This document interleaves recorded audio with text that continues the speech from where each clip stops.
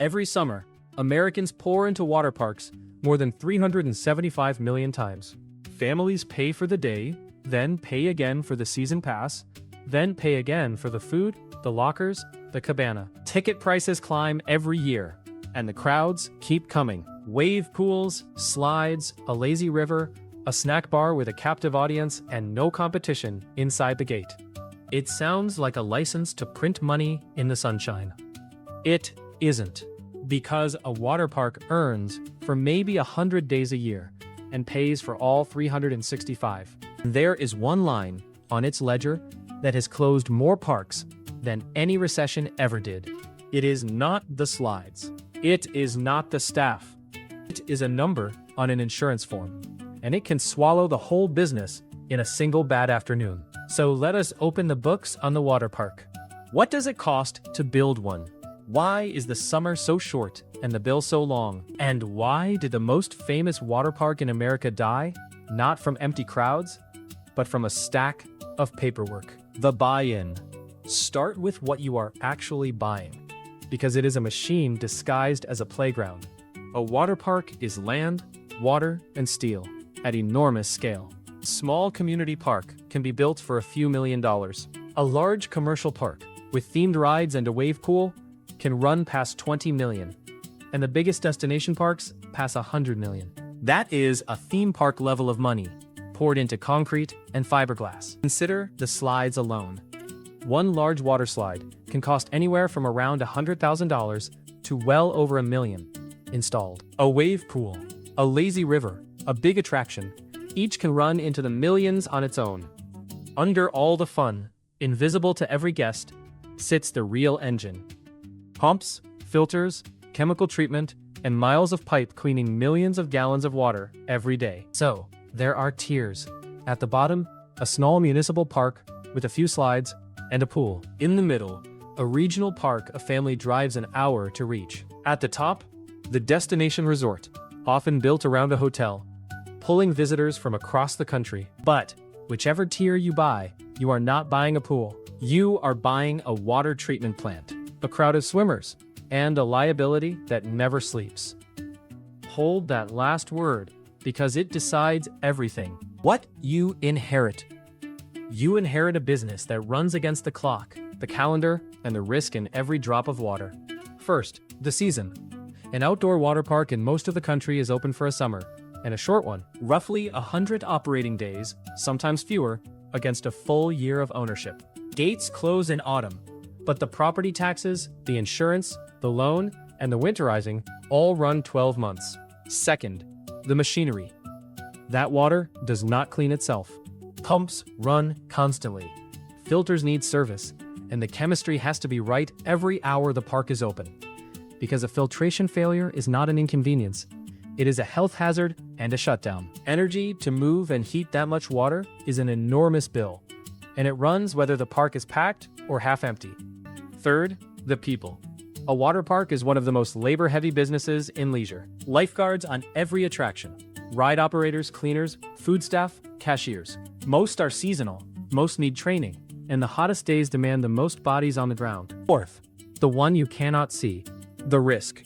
Every guest who climbs a slide or wades into a wave pool is a person in the water on your property.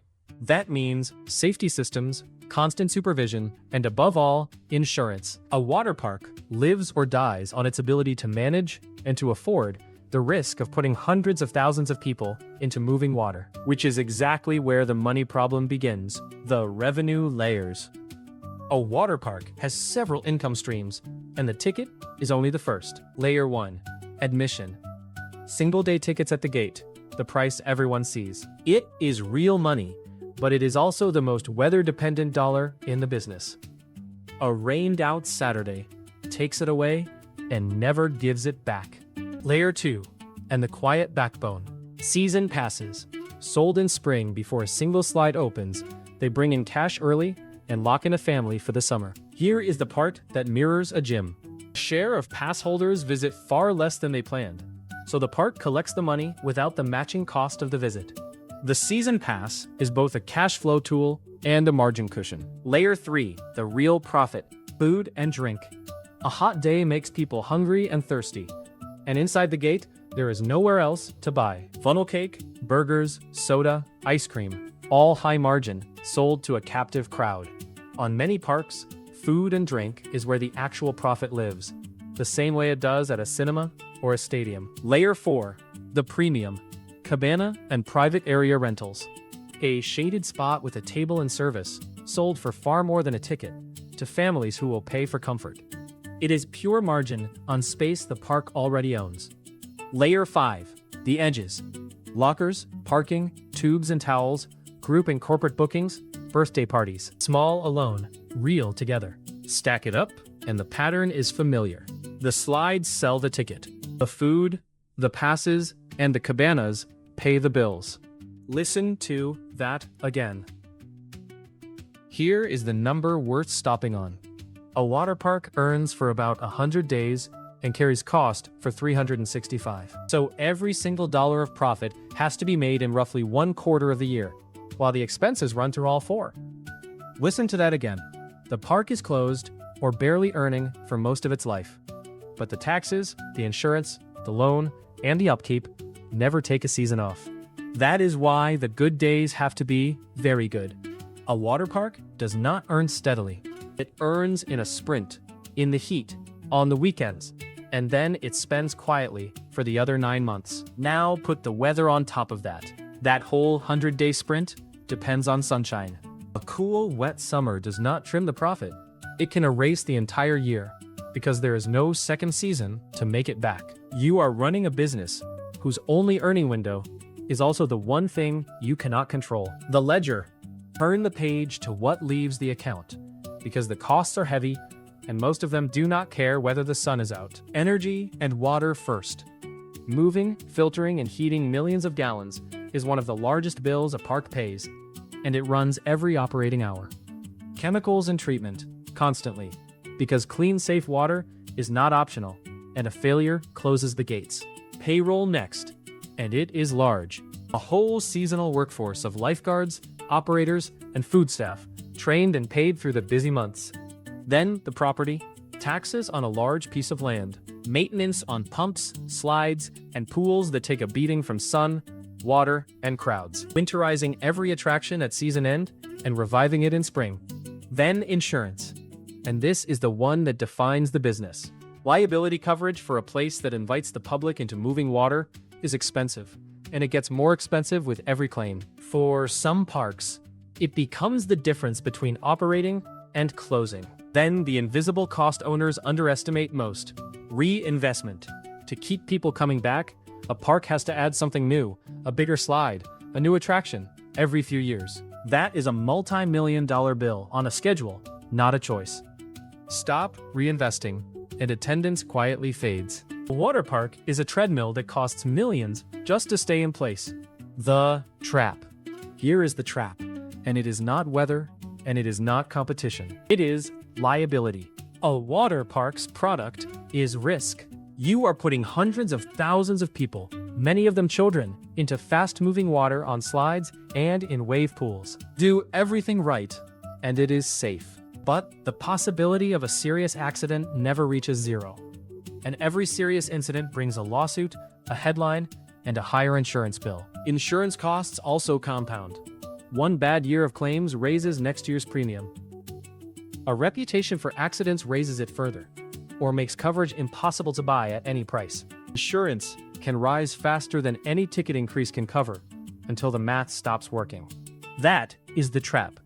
A water park is one of the few businesses where a single afternoon, one serious accident, can permanently change the cost of staying open. The slides are cheap compared to the promise you make every time someone climbs them, that they will come down safely. And the price of that promise is written on an insurance form that you do not fully control. The history digression. To understand this business, go to Orlando in the 1970s and meet the man who built the first one. His name was George Millay. He had already helped create SeaWorld, and after leaving it, he looked at hot, landlocked Central Florida and had a simple idea. Wave pools existed. Water slides existed. Splash pads existed. Nobody had yet put them all behind one gate and charged admission. So he did. In 1977, He opened Wet n Wild in Orlando, widely called the world's first modern water park. The very first day tells you everything about the business he invented. It opened on a cold, rainy day to thin crowds. The park lost around $600,000 in its first year. Read that again. The inventor of the water park on day one was punished by the exact thing that still rules the industry: the weather. He had built a business whose entire fortune depends on a hot, sunny day, and the sky did not cooperate. Millay survived it. Wet n Wild became one of the most visited parks in the world, and the industry named him the father of the water park. But that opening, a brilliant idea drowned by a rainy afternoon, is the whole story of the business. In a single day, you can build the perfect park and still be at the mercy of the sky. The death spiral. So watch how a water park actually dies. Sometimes, it is the slow squeeze of a short season and a costly treadmill. Sometimes it is the fast one, the liability spiral. America had a famous example. In northern New Jersey, a park called Action Park ran from the late 1970s to 1996. At its peak, it drew around 1 million visitors a year and became a household name. But it was built with a reckless attitude towards safety, and over its life, it collected more than 100 injury lawsuits. And a number of deaths were linked to it as a matter of public record. The owner famously resisted paying for proper liability insurance, at one point even setting up a sham insurer, which led to criminal charges. As the lawsuits piled up, the cost of covering that risk climbed out of reach, and rides were shut down as settlements and premiums mounted. By the mid-1990s, the parent company was tens of millions in debt and in bankruptcy, and the park closed. Notice what killed it. Not empty crowds, it was still famous. It was the compounding cost of risk. Lawsuits raised the insurance. The insurance and the debt raised the pressure, and the business could no longer carry the price of its own danger. Its land later reopened under new owners as a far safer, professionally run park. That is the water park death spiral in its purest form. The business sells thrills. Thrills carry risk carries cost, and when that cost compounds faster than the revenue, the gates close, no matter how well known the name on the sign. The survivors. So who thrives and how?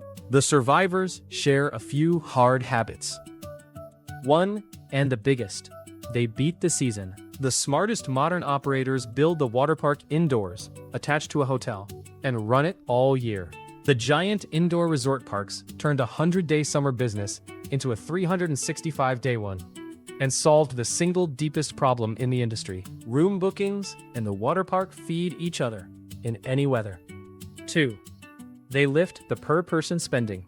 The winners know the ticket is not the prize. They design the whole park to raise what each guest spends inside, on food, drink, cabanas, and passes. Because that spending, not the gate, is where the margin lives. 3. They sell the season pass hard, early. Locking in families before summer brings cash when the park needs it most, and smooths out the weather risk across a whole base of members. 4.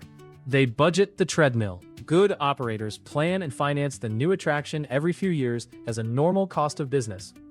Not a surprise, so they never fall into the slow fade of a park that stopped adding anything new. 5.